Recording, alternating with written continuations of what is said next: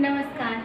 JCERT के DJ school में आपका स्वागत है। बच्चों, आज हम पढ़ेंगे कक्षा 7 का विषय भूगोल, जिसका अध्याय 1 है हमारा पर्यावरण। बच्चों, आपकी ही तरह नीलू एक छोटी सी लड़की है जो आपकी ही कक्षा में पढ़ती है। वो 2 सालों के बाद अपने नाना जी के यहाँ अपनी गर्मी की छुट्टियों को बिताने जाती है। आपको पता है बच्चों, उसे बड़ा आश्चर्य होता है। आश्चर्य क्यों हुआ? क्योंकि वो देखती है कि जिस बड़े बड़े पेड़ों में झूले लगाकर वह अपने भाई बहनों, अपने दोस्तों के साथ झूला करती थी, वो झूले उसे वहाँ दिखाई नहीं देते, वो वृक्ष उसे वहाँ दिखाई नहीं देते। उसकी जगह पे बड़ा सा तालाब खुदा हुआ था। उसे बहुत आश्चर्य हुआ। उसने अपने नाना जी से कहा कि नाना जी, वो वृक्ष कहाँ गए? तो उसके नाना जी ने कहा कि गांव में जल की कमी थी, जिसको पूरा करने के लिए सरकार ने इस सरकारी ज़मीन पे एक नया तालाब खुदवा दिया और इस तालाब से गांव के लोगों की जल की कमी को पूरा किया जाता है और उन बड़े वृक्षों के बदले में तालाब के किनारे छोटे छोटे पौधे लगा दिए गए। इस तरह नीलू ने देखा कि उसके गांव में कई परिवर्तन उसे देखने को मिल रहे थे। उसने देखा कि गांव में पहले लोगों के घरों में शौचालय नहीं हुआ करते थे, अब सबके घर में शौचालय थे। गांव में जहां कच्ची सड़कें हुआ करती थी, उसकी जगह पक्की सड़कों का निर्माण हो गया था। इस तरह उसे अपने आसपास का पूरा वातावरण बदला हुआ सा दिखा। जब वह अपनी छुट्टियां समाप्त करके अपने विद्यालय गई, तो सभी बच्चों से जब शिक्षकों ने पूछा कि आपने छुट्टियों का सदुपयोग कैसे किया, तब नीलू ने अपने गांव में हुए परिवर्तन के बारे में अपने शिक्षक को बताया। उसके शिक्षक ने उसे बताया कि ऐसे ही बदल रहा है हमारा पर्यावरण। यह सुनते ही नीलू को बड़ा आश्चर्य हुआ। उसने शिक्षक से पूछा कि सर, ये पर्यावरण क्या होता है? तो सर ने उसे बताया कि हमारे आसपास की जितनी भी वस्तुएं हैं, सब मिलकर हमारे पर्यावरण का निर्माण करती हैं।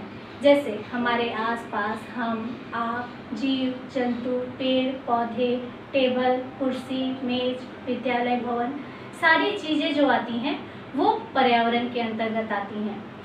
इसमें कुछ चीज़ें हमारी बनाई हुई हैं, यानी मनुष्य के द्वारा बनाई गई हैं, और कुछ चीज़ें हैं जो प्रकृति ने निर्मित किया है, यानी प्रकृति के द्वारा निर्मित है, जिसमें पेड़ पौधे, पशु पक्षी, जानवर, हम सभी आते हैं।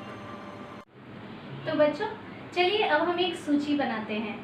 हमारे आसपास की वस्तुओं को देखते हैं और पता करते हैं कि कौन सी वस्तुएं मनुष्य द्वारा बनाई गई हैं और कौन सी ऐसी वस्तुएं हैं जो हमें प्रकृति के द्वारा प्रदत्त है।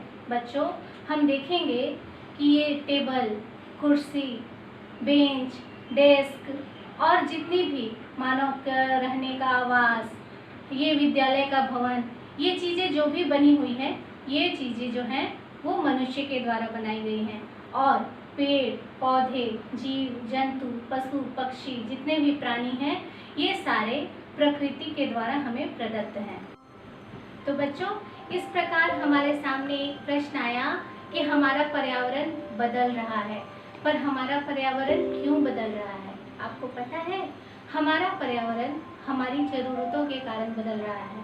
हम अपनी ज़रूरतों के लिए अपने पर्यावरण पर निर्भर हैं। जैसे उदाहरण के तौर पे मनुष्य घर बनाता जा रहा है और घर बनाने के लिए उसे खाली ज़मीन चाहिए, भूमि चाहिए, और भूमि के लिए वह जंगलों की अंधाधुंध कटाई करते जा रहा है, जिससे हमारे पर्यावरण को क्षति हो रही है। मनुष्य को टेबल, कुर्सी, मेज आदि बनाने के लिए लकड़ियाँ चाहिए, लकड़ियों के लिए वनों की कटाई हो रही है। हमें प्रिंटिंग, छपाई के लिए कागज़ चाहिए, कागज़ के लिए भी हम वृक्ष पर निर्भर हैं। इस प्रकार हम देखते हैं कि हम बहुत से कार्यों में पर्यावरण पर निर्भर हैं, इसलिए जाने अनजाने में हम पर्यावरण को क्षति पहुंचा रहे हैं, उसको नुकसान कर रहे हैं और उसको बदलते बदलते उसको नष्ट भी कर रहे हैं। इस प्रकार हमारे पर्यावरण पर हमारे क्रियाकलाप का बहुत ही गहरा प्रभाव पड़ रहा है, जो हमारे लिए घातक है। तो बच्चों, इस प्रकार आप समझ गए होंगे कि किसी भी जीवित प्राणी के चारों ओर पाए जाने वाले वस्तुएं, स्थान, प्रकृति आदि जो प्राणियों के दैनिक जीवन को किसी न किसी रूप में प्रभावित करते हैं, पर्यावरण कहलाता है। इस प्रकार पर्यावरण परि तथा आवरण दो शब्दों के मेल से बना है। परि का अर्थ है चारों तरफ तथा आवरण का अर्थ है घेरा, अर्थात प्रकृति में जो भी चारों ओर पाया जाता है, जैसे वायु, मृदा, पेड़, पौधे, सभी जो हैं वो पर्यावरण के अंग हैं। यह प्राकृतिक एवं मानव निर्मित परिघटनाओं का मिश्रण है, अर्थात पर्यावरण के दो रूप हैं, प्राकृतिक पर्यावरण एवं मानव निर्मित पर्यावरण।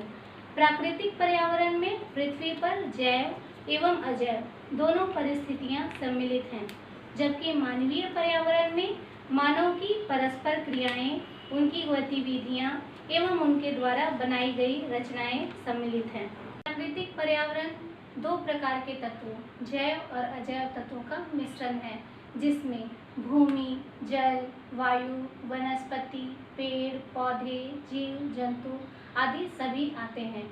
प्राकृतिक पर्यावरण को हम भौतिक पर्यावरण के नाम से भी जानते हैं। स्थल मंडल। स्थल मंडल पृथ्वी की सबसे ऊपरी परत को कहते हैं। यह ठोस चट्टानों से बनी होती है। स्थल मंडल पे पेड़, पौधे तथा जीव जंतु निवास करते हैं। स्थल मंडल बहुत ही विषम होता है। यह कहीं पर बहुत ऊंची और कहीं पर बहुत नीची या समतल हुआ करती है।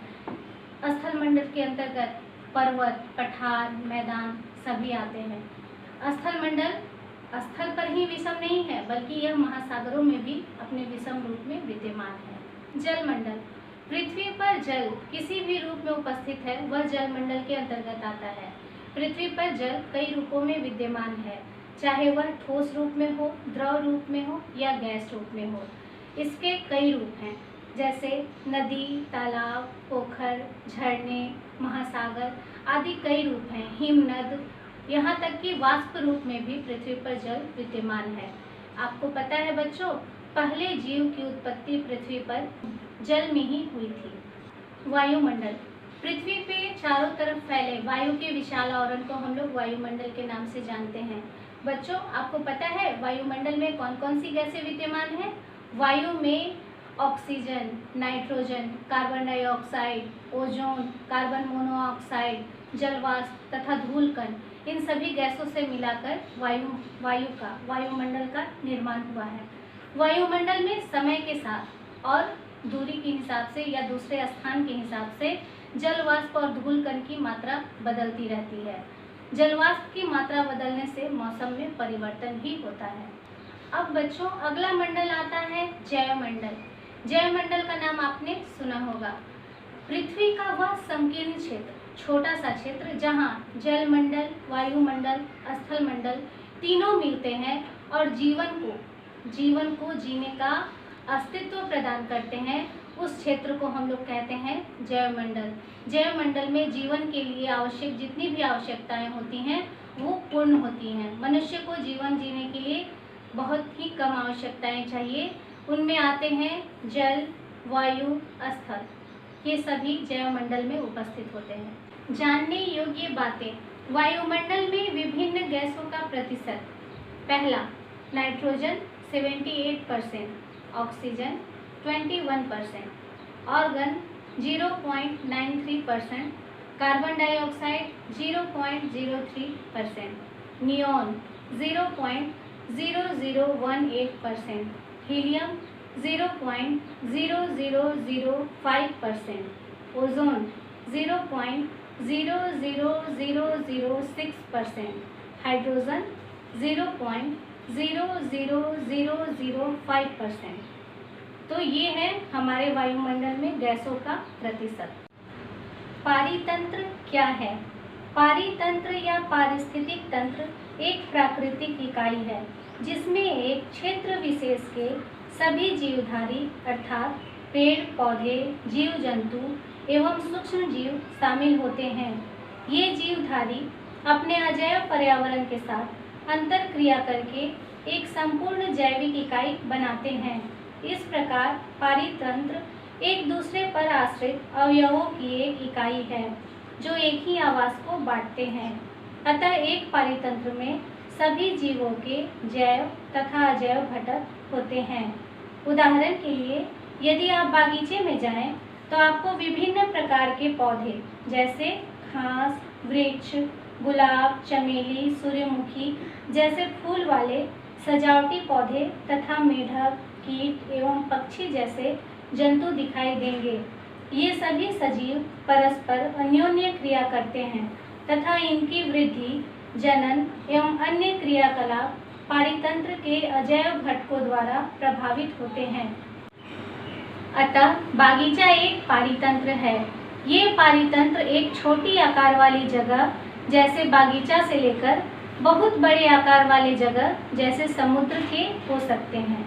एक ओर छोटे तालाब का पारितंत्र हो सकता है तो दूसरी तरफ बहुत बड़े वन या घास स्थल या फिर रेगिस्तान का भी पारितंत्र हो सकता है। पारितंत्र प्राकृतिक तथा मानव निर्मित दो प्रकार का होता है। वन, तालाब तथा झील प्राकृतिक पारितंत्र हैं, जबकि बागीचा मानव निर्मित कृत्रिम पारितंत्र का उदाहरण है। तो बच्चों, इस प्रकार हम लोगों ने इस अध्याय में देखा कि पर्यावरण किसे कहते हैं, पर्यावरण के घटक कौन कौन से हैं, हमारा पर्यावरण क्यों बदल रहा है, प्राकृतिक पर्यावरण क्या है, पारितंत्र किसे कहते हैं। इन सभी प्रश्नों का उत्तर हम लोगों ने अध्याय के इस भाग में देखा और जाना। अगले भाग में हम लोग फिर मिलेंगे। धन्यवाद।